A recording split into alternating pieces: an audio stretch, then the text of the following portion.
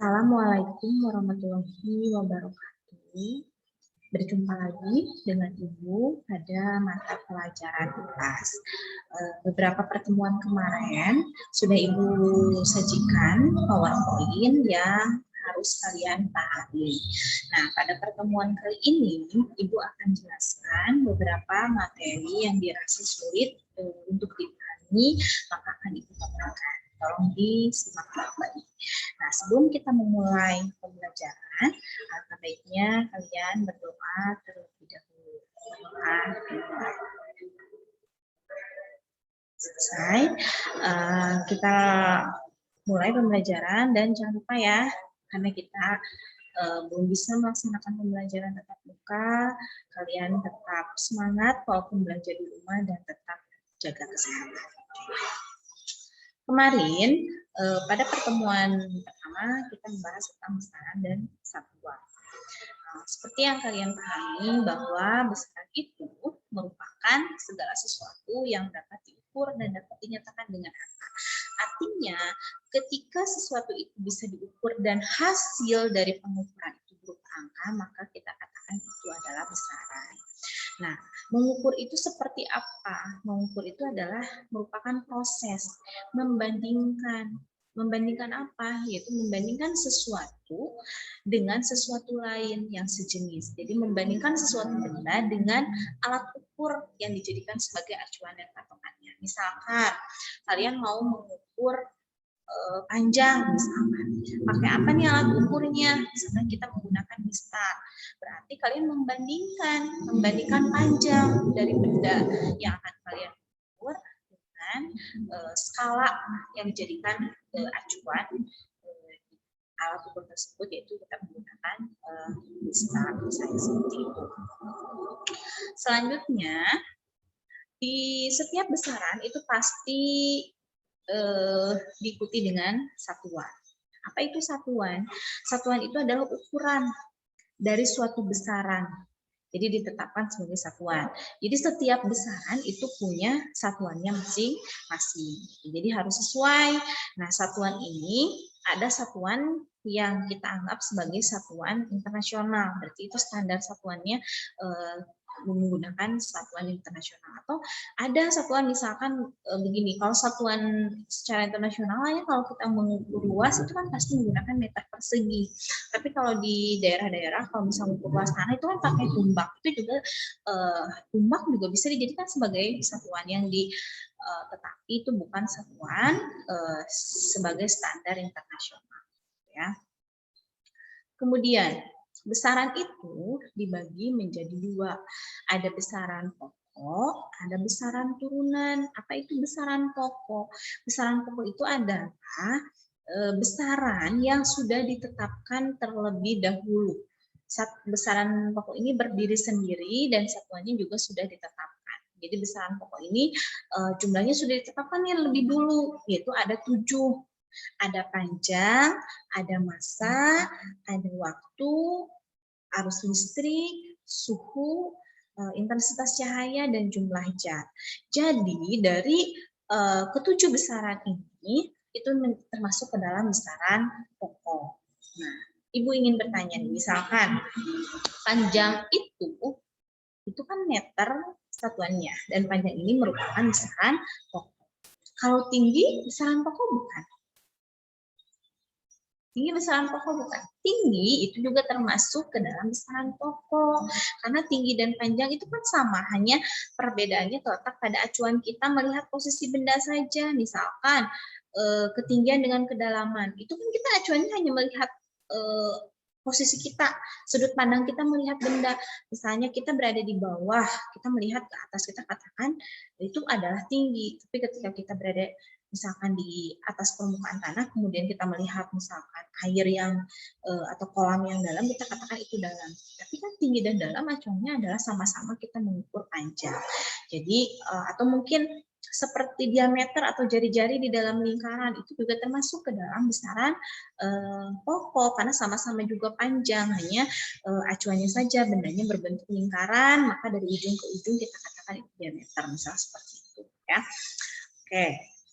Setiap besaran itu juga memiliki dimensi, ya. Dimensinya masing-masing. Di sini misalkan panjang, berarti dimensinya L dan seterusnya. Seperti itu.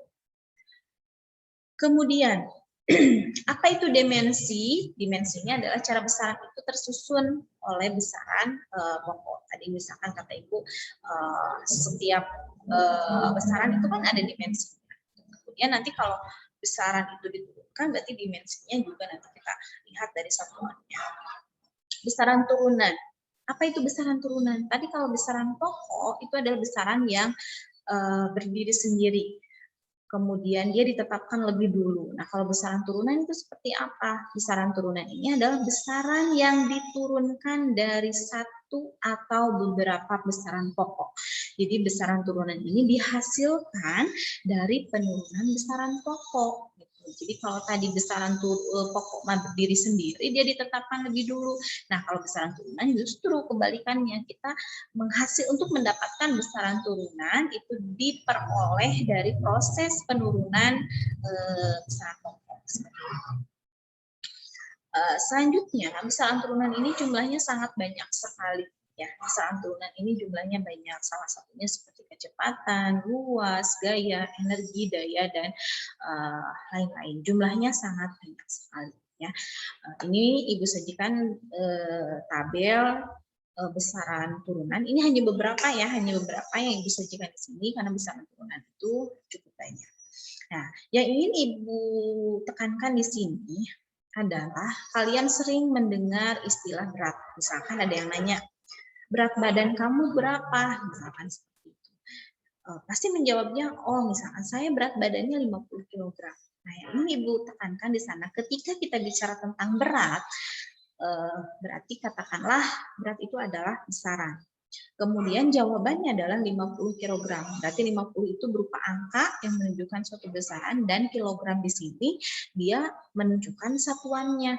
Nah, yang ini Ibu garis bawahi di sini adalah ketika kita bicara tentang berat dengan satuan kilogram itu sudah tepat belum? Karena selama ini yang kita pahami bahwa ketika bicara tentang berat itu adalah satuannya kilogram. Sementara tadi di besaran pokok yang satuannya kilogram itu adalah massa. Massa itu memiliki satuan kilogram secara standar internasionalnya. Nah, tetapi kita pahami dalam kehidupan sehari-hari yang sering kita sebutkan memiliki satuan kilogram itu adalah berat. Nah, itu yang harus kita pahami. Dalam kehidupan sehari-hari itu sering ada istilahnya namanya miskonsepsi. Pernah mendengar miskonsepsi?